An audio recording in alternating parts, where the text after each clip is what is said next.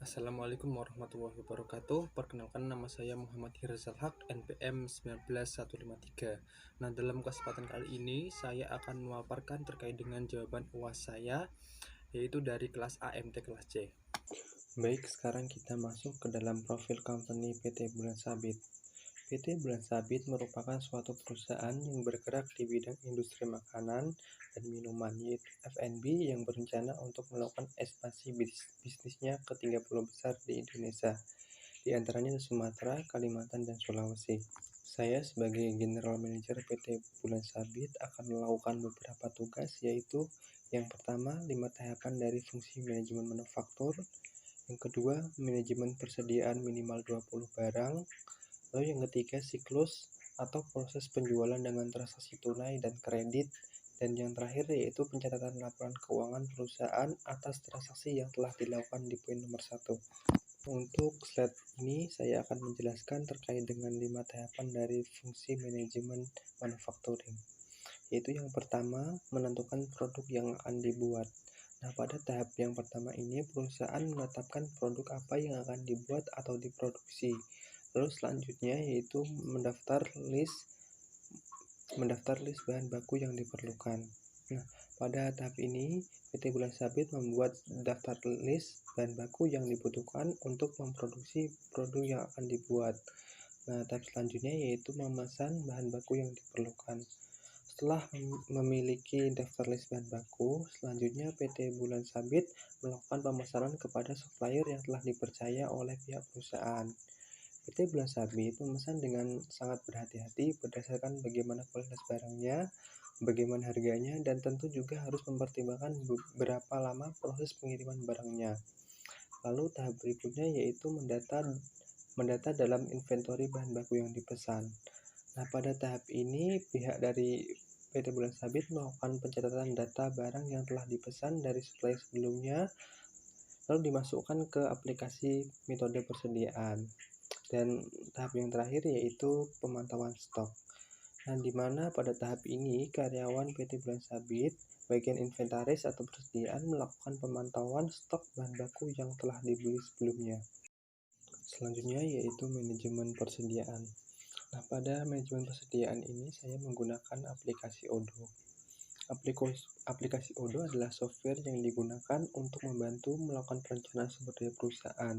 Nah, software ini merupakan open source yang lengkap. Lalu pemasangannya juga mudah dan juga biayanya terjangkau.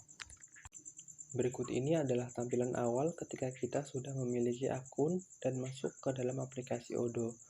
Untuk mengelola persediaan produk, kita bisa klik pada inventory. Nah, tampilannya adalah seperti ini. Kemudian kita bisa pilih produk, lalu klik produk untuk masuk ke dalam halaman produk persediaan perusahaan. Selanjutnya, untuk menambah produk, kita bisa klik create. Berikut ini adalah tampilan untuk deskripsi produk yang perlu diisi oleh perusahaan. Yang perlu diisi yang pertama yaitu mengisi nama produk. Setelah itu kita mengisi yang ada di jurnal informasi, yaitu terdiri dari harga jual, harga perolehan, dan kategori produk dan kode dari produk tersebut. Lalu dilanjut dengan mengisi yang ada di inventory, yaitu terdiri dari berat produk, volume produk, manufaktur lead time, dan customer lead time. Namun di sini saya hanya mengisi bagian beratnya saja untuk yang di inventory. Nah, setelah selesai, lalu kita klik save. Nah, ini adalah tampilan produk yang sudah dimasukkan. Selanjutnya, untuk mengisi persediaan stok produk, kita bisa klik on hand. Untuk menambahkan, kita bisa klik create, lalu kita isi di bagian counted quality dengan jumlah persediaan yang akan kita masukkan. Nah, setelah itu kita bisa klik apply. Nah, jika sudah muncul, akan berubah menjadi set. Nah, ini berarti on hand berhasil diatur. Nah, setelah tadi berhasil atur on hand, kita bisa kembali ke halaman produk untuk melihat produk-produk persediaan kita.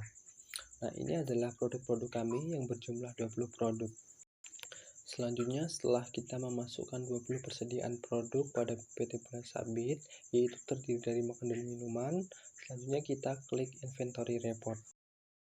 Nah, ini adalah tampilan inventory report Di dalam inventory report ini akan muncul tampilan semua jenis barang persediaan PT Bulan Sabit.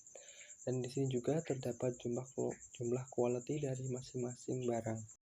Selanjutnya adalah soal nomor 3, yaitu siklus atau proses penjualan dengan transaksi tunai dan kredit. Ini adalah flowchart siklus penjualan pada PT Bulan Sabit. Dalam transaksi tunai dan kredit, ini siklusnya hampir sama. Hanya saja yang membedakan yaitu di fakturnya. Untuk transaksi tunai ini menggunakan faktur penjualan, sedangkan untuk transaksi kredit ini menggunakan faktur tagihan. Oke, pertama kita mulai dari penjualan transaksi tunai. Pada siklus penjualan secara tunai ini, yaitu tahap pertama penawaran penjualan. Pada tahap ini, PT Bulan Sabit menawarkan produknya, yaitu makanan dan minuman yang dimiliki kepada calon pembeli atau pelanggan. Tahap kedua yaitu menerima pesanan dari pelanggan. Pada tahap ini, PT Bulan Sabit menerima pesanan yaitu terdiri makanan atau minuman dari pelanggan, kemudian mencatat pesanan tersebut. Selanjutnya yaitu menyiapkan dan pengiriman barang yang dipesan. Nah, pada tahap ini, setelah pelanggan melakukan pemesanan, kemudian PT Bulan Sabit menyiapkan pesanan tersebut. Lalu PT Bulan Sabit menyiapkan pesanan dengan sebaik mungkin dengan memperhatikan kualitas produk agar pelanggan merasa puas dan diharapkan akan membeli kembali. Lalu setelah menyiapkan pesanan pelanggan, kemudian pesanan ini akan dimasukkan ke dalam proses pengiriman dan langsung diantarkan kepada pembeli. Dan tahap yang terakhir yaitu penerimaan pembayaran. Pada tahap ini, setelah pesanan yang dikirim oleh PT Bulan Sabit diterima oleh pelanggan, lalu memberikan faktur penjualan COD atau bayar di tempat. Nah, setelah pelanggan menerima pesanan dan faktur, kemudian pelanggan melakukan pembayaran secara tunai pada PT Bulan Sabit.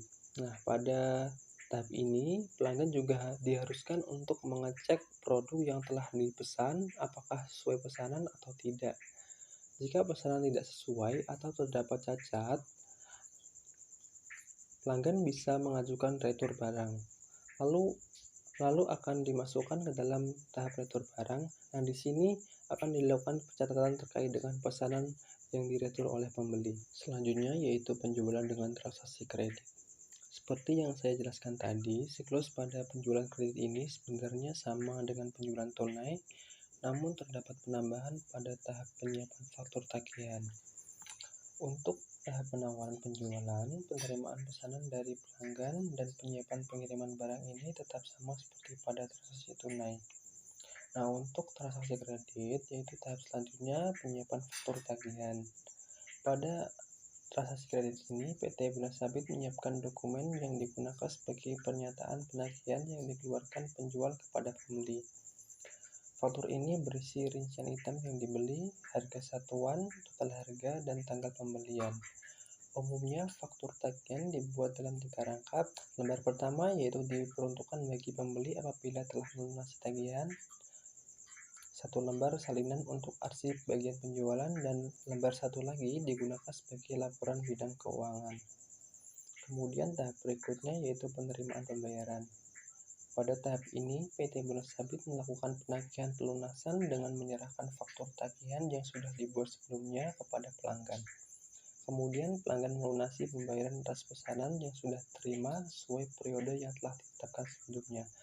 Nah, pada transaksi kredit ini, pembeli juga diperkenalkan untuk mengecek produknya apakah sudah sesuai atau belum. Jika dirasa tidak sesuai atau terdapat kecacatan, penjual boleh melakukan retur penjualan. Selanjutnya kita masuk ke dalam soal nomor 4, yaitu pencatatan laporan keuangan perusahaan atas transaksi yang telah dilakukan. Pada soal keempat ini diminta untuk membuat pencatatan laporan perusahaan atas transaksi yang telah dilakukan selama 3 bulan pada perusahaan cabang Kalimantan. Nah, dalam pencatatan laporan ini saya menggunakan aplikasi Odoo. Nah, ini adalah tampilan awal dari aplikasi Odoo, lalu kita klik accounting untuk mencatat laporan keuangan perusahaan atas transaksi yang telah dilakukan. Ini adalah tampilan dari aplikasi accounting. Langkah selanjutnya yaitu kita klik reporting, kemudian pilih profit and loss. Setelah masuk ke profit and loss, kemudian kita bisa klik PDF atau Excel untuk mendownload lapor laba rugi. Di sini saya mendownload menggunakan file Excel, karena untuk file Excel ini kita bisa edit atau sesuaikan terhadap data keuangan perusahaan. Nah, ini adalah laporan laba rugi dari PT Bulan Sabit. Ini saya peroleh dari file Excel sebelumnya yang telah saya upload dan sesuaikan. Nah, pada laporan ini, income atau pendapatan yang diperoleh PT Bulan Sabit selama 3 bulan sejak berdirinya cabang Kalimantan yaitu 900 juta. Selanjutnya ada gross profit yang terdiri dari operating income yaitu 45 juta, ditambah dengan cost of revenue 85 juta, dengan hasil total gross profitnya yaitu 130 juta. Kemudian total gross profit yaitu 130 juta tadi ditambahkan dengan other income sebesar 55 juta dengan hasil total income yaitu sebesar 185 juta. Selanjutnya yaitu expenses atau pengeluaran PT Bulan Sabit sejak berdirinya cabang Kalimantan yaitu sebesar 65 juta.